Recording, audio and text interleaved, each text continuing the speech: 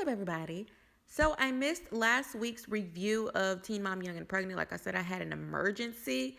However, I can tell that not much happened. So let's just jump into this week's episode. Now, it starts off with Kayla and Luke, Big Luke as I like to call him, in their new house. Now, I feel like he decided not to go back to school and focus on his family or take some time off or not attend until next year. I didn't really get what the just was, but I feel like Kayla had gave him this ultimatum like, listen, I'm not going back to Iowa with you, so what are you going to do? And he decided to focus on his family. And I mean, that's an upstanding thing to do. However, it was his senior year and he was a basketball player. So I'm a little confused. So moving on to Rachel, she's allegedly at this Airbnb trying to get some space from her mom. And she calls her mom to tell her that she broke up with Cody. And her mom is ecstatic because she says all her and Cody do is argue. And she says, oh my God, I hate to move back to my mom's house, but I gotta go. Allegedly, she got this Airbnb for like a week or so because her mom was in her business about Rachel not wanting to be on birth control anymore because it was making her gain weight and it was making her mood swings horrible, which, that's true. Birth control can do all of that, and I feel like that was Rachel's business, and her mom should have probably maybe stayed out of it. If you saw last week's episode, you know what I mean. So moving over to Marilyn and Kayla J, and Markell are trying to get their daughter Mecca ready for her first day of daycare, and it seems like a nice scene, and everybody's getting along, but they argue on the way to daycare in the car about Markell having a girlfriend around their daughter, the same thing they were arguing about on last week's episode. Honestly, I don't even know how this argument happened, but he asked, when is the next time that he can get Mecca in Philly, because they're doing this long distance co-parenting thing, one living in Maryland, one living in Philly. And she says, I don't know because you didn't tell me that the girl was going to be around. He's like, stay out of my business. She's like, it's not really about the girl. It's the fact that you omitted the information that the girl would be around. And I don't know, it just seems like these two have some unresolved issues. I can't really tell what one person is mad about in this situation. So moving on to Brianna, she is working on potty training her son Brayson, which, fun fact, he is my favorite child probably of all time. He is just so cute. But she's working on that, and then she sits down with her sister to talk about how she hates living with her mom once again. And she's talking about how her job has cut her hours and she gets paid like half of her paycheck, if even that, because of COVID. So she has no plans to move out. This is literally her whole thing, is her bitching all season about how she wants to move out of her mom's house. But she says that she has 2 job interviews via Skype coming up, and she's hoping that she can get something where she can leave her job where her hours are so short and her pay is so low and get something more. She says that she has an interview working with kids, and I think one in a dermatologist's office. I don't know. Let's pray she get these jobs so she can move out and stop bitching about her mom 24/7.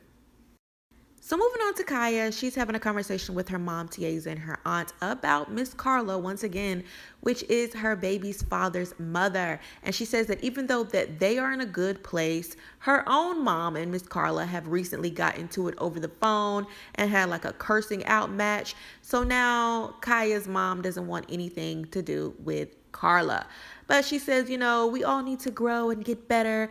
So I think, that you should invite her to Thanksgiving dinner. So they all agree after giving each other the side eye that, okay, I guess we're going to invite Carla to Thanksgiving dinner. Because now I feel like we're at a point where we can be in the room and not throw hands, even though she just said that, her mom got into a screaming match and didn't want anything to do with her. So let's see what this Thanksgiving dinner going to be like, child. So swinging it back over to Kayla, she's sitting down with her friend Noelle. Actually, she's showing Noelle her new house, and Kayla's very excited about that. And they start talking about Stefan because she claims that Stefan has not reached out to her, which we all know that he wouldn't. He was only filming to get the paycheck. He doesn't give a fuck about his own son. So they're talking about the fact that Big Luke wants to adopt Izaiah. She says that, in the unfortunate event that I pass, I know that my children will be good with Luke. Luke will take care of them. As Stefan, he doesn't know how to be a dad. He doesn't know his own child. And I don't want him or his family to have any parental rights to my child. And she's right. If you got a grandmother that stands in your face and says, I don't want to see your kid, keep your baby, I don't care. And you got a father that could care the fuck less and he only showed up on camera for money, I would be very afraid to have any kind of dealings with this fucking family. So good job, Kayla. So switching back over to Kayla J, her and Markell drop their daughter off at daycare and they get back in the car. They are very emotional. However, they say that Mecca did not cry. She was ready for them to leave. And it's just, oh, this is every parent's drop off first day school thing.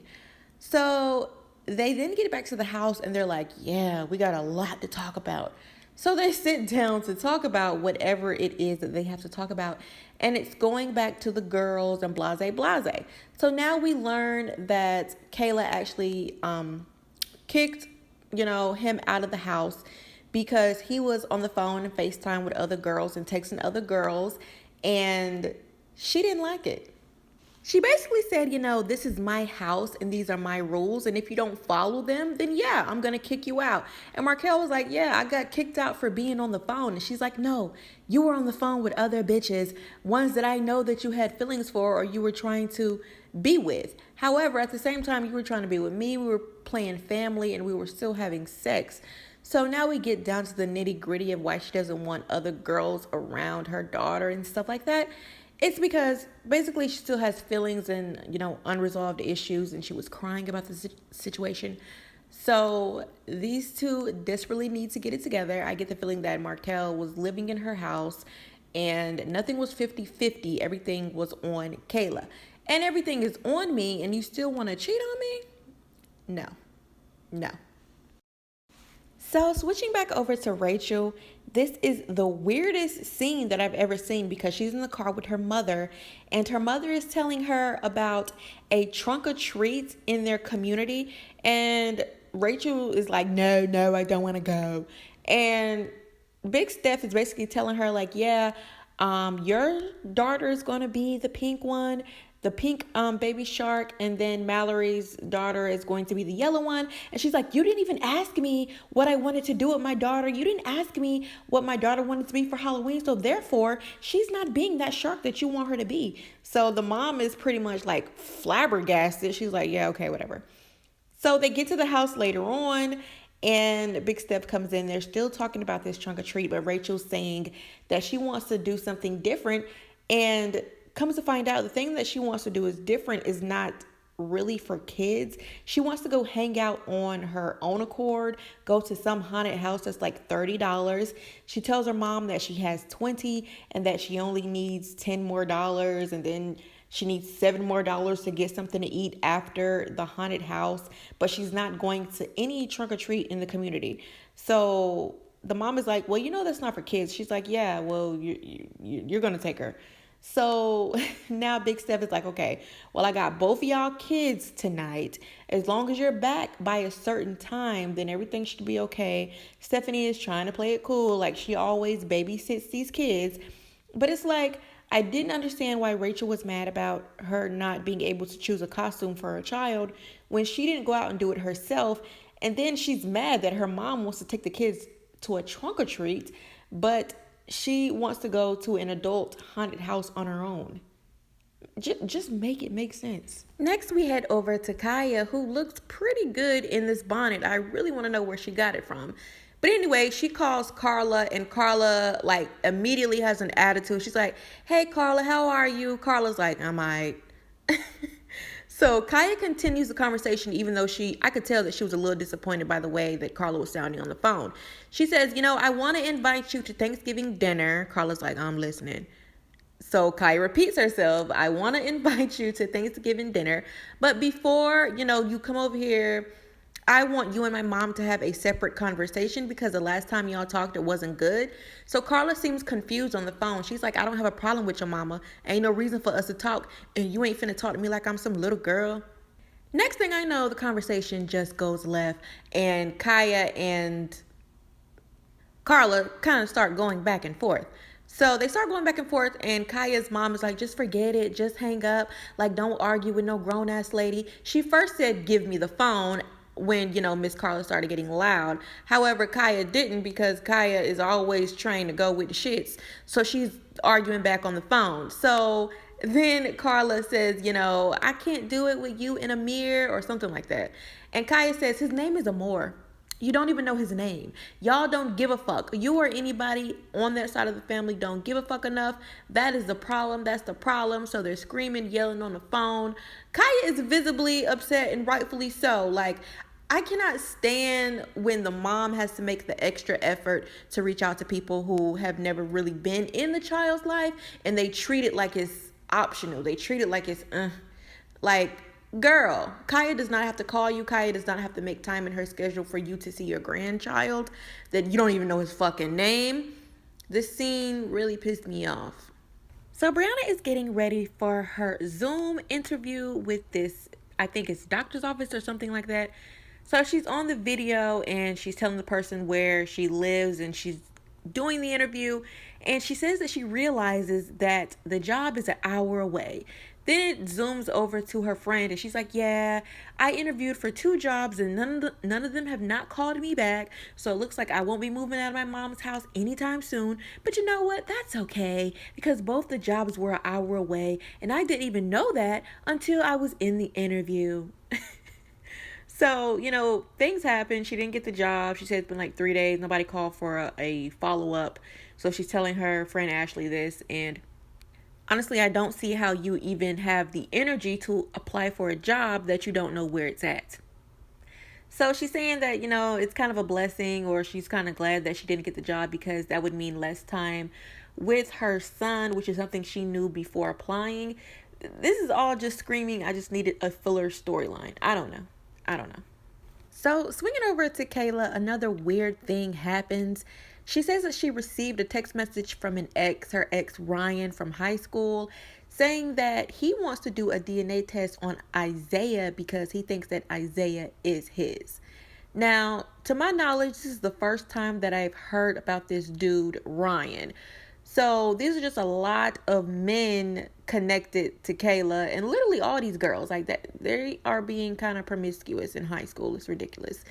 But anyway, so she's saying, I don't think that Ryan is the father of Izaiah, because if I did, I would have definitely put the baby on him instead of Stefan, because Stefan hasn't been shit from the start.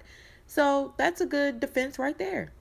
However, this Ryan dude is saying, it's been on my heart lately. I really do think Izaiah is mine, and I want to have a test. So Kayla's like, all right, I guess we can meet up later this week to talk about it. But I'm pretty sure that Izaiah is Stefan's, unfortunately. But we'll see. So heading back over to Kayla, Jay, and Markell, they pick up their baby Mecca from daycare, and everybody is all smiles and they're ecstatic, because I think they said that she was weaned off the passy and she was participating in class. And basically, she just had a good day of school, so everybody was in good spirits. So Markell was like, thank you, Kayla, for letting me stay the night at your house and be here the entire day so I can take my daughter to school and pick her up. So it seemed like even though they argued, they found a way to get along for their daughter. However, after Kayla said that Markell left the next day, she was singing a different tune to her friend while they were out to eat. She was basically saying, like he was selfish and he wants his cake and eat it too. He wants to string me along and play family while he's here, but when he's in Philly, he wants to have his Phillies. So the friend said, you just need to move on, find somebody else. I don't think that Markell is the one for you. You need a hero, not a zero. And from what I can see, this is a typical baby daddy. Like, Markell is a typical baby daddy. I want to play house. I want it when I'm here, but when I'm gone, I want to do me. And this scene is fucking me up too. Like, all these scenes tonight really kind of had me in my feels. I can relate. So heading back over to Rachel, her and her mom have gotten yet another argument, because that Halloween night that I thought that Rachel wanted to take her child trick-or-treating when she actually wanted to go to a party, she decided to stay out all night and half of the next day. So her and her mom get into it when she finally does decide to come back home and get her child. So according to her mom, Big Steph, they got into a really bad argument, And Rachel packed all of her stuff and left out. And she's like, Rachel has no idea what the real world is. And she's absolutely right. Rachel was like 19. She has no idea how hard it is out here, honestly. So her mother is saying, she'll be back in 2 days or 2 weeks or whatever. And I'm going to be here with open arms saying, come back, Rachel, because that's her daughter. What are you going to say? No, you can't come in my house. So later on, Rachel is saying that her and Hazley are staying with a friend, and the friend decided to babysit her baby so she could go out and get some fresh air and clear her mind. But it looks like they're at the same exact park that she was at with Mallory, like the one down the road from her house, like maybe 1 or 2 days ago. So she's on the phone with her friend and complaining about how the argument with her mom was so bad and she don't never see herself staying there again. However, she has nowhere else to go. And she's saying that, her mom is a bitch and blah, blah, blah. All of the people on this cast this season are really pissing me off with the disrespect towards the mother. Like especially when you don't have your own house and you don't have your own money except for maybe this show and a little side hustle. I feel like just humble yourself a little bit. But Rachel is saying, it was a real bad fight and she don't never see herself staying there again. And her mom is now texting and calling her, begging her to move back in. Don't know how true this is. However, I wouldn't want my daughter just on the street with her child either. So it's very believable that Steph was like, yeah, just come back home.